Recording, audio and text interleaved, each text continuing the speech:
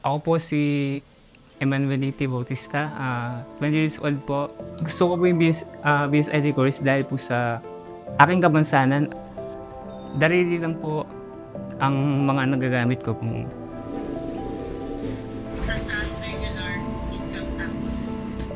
I'm Mary Ritzy Mitara. Nagpa-part-time po ako as real estate agent. Nag-work po ako as manager sa isang optical shop, and then nag-aral ako sa MCC. I'm taking up Bachelor of Science in Entrepreneurship. Now, let me ask first, if you know what the P stands for print, okay? Anyone? Yes, Mary?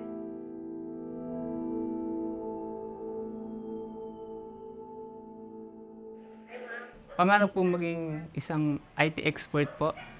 At naniniwala po ako na malaki ang aking mayambag sa industriya po ng IT.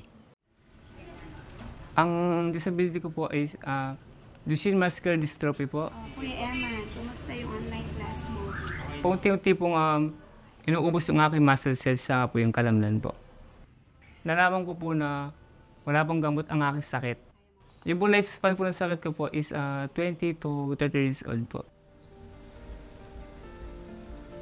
Nung bata ako, lagi kong nasasabi na bakit ganito, bakit pinanganak ako mahirap. Isa lang naman yung gusto ko, makapagtapos ako ng pag-aaral. Kahit na hindi ako, wala akong baon, wala kaming pagkain, pumapasok ako. Every year, binibigyan ko ng recognition yung parents ko. Alam mo, dito kasi sa Pilipinas, ang daming iba't ibang klaseng estudyante. Nandyan ang mga working students, nandyan ang PWD, nandyan din yung mga mag-aaral na wala na yung mga skills nila sa meron ngayon na mga trabaho, so bumabalik sa pag-aaral.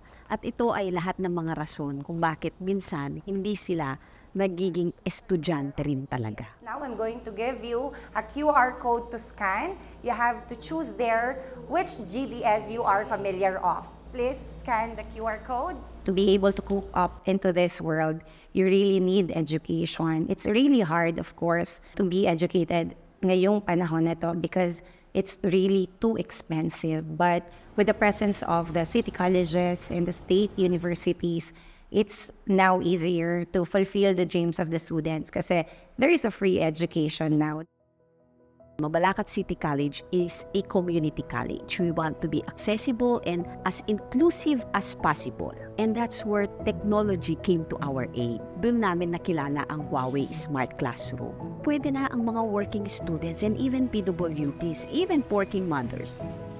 Bilang isang estudyante po sa MCC, yung pong setup namin po is hybrid din po. Kapag po major subject, since MCC Pro Plus po ako at PWD po ako, kahit hindi na po ako pumasok ng face-to-face, basta gawin lang po yung activity na pinapagawa po online. Now, it's very innovative that we do have the smart classrooms already. So is everyone done voting? How about those online? Are you done? Let's see the result. Okay, so most of you are familiar with letter D, which is abacus. And then next is very wide screen na kahit nasa likod ang estudyante, they're very much interested with what I am discussing. Now, we could discuss and our students could listen to us, join the discussions, even they're at work. In Western US is Amadeus, okay? Para ka rin nasa loob ng classroom eh. Pwede kang mag-recitation, nakikita mo ang iyong mga classmates. What do you think P stands for? For brain, okay? Anyone? How about you, Mary? Hi, Ma'am. P stands for passengers phone. Okay, so very good, Mary. P stands for passengers. Napatawag ka ng teacher para sa isang board work. So it's as if you're really there. I would like to ask Eman. Hi, Eman. I would like to ask, do you know what R stands for? Amadeus. Okay, very good, Eman. The answer is received from. Thank you very much, Eman. And now, We vote interact with each other. Kahit kumaga kami nasa online, tapos sila nasa face-to-face.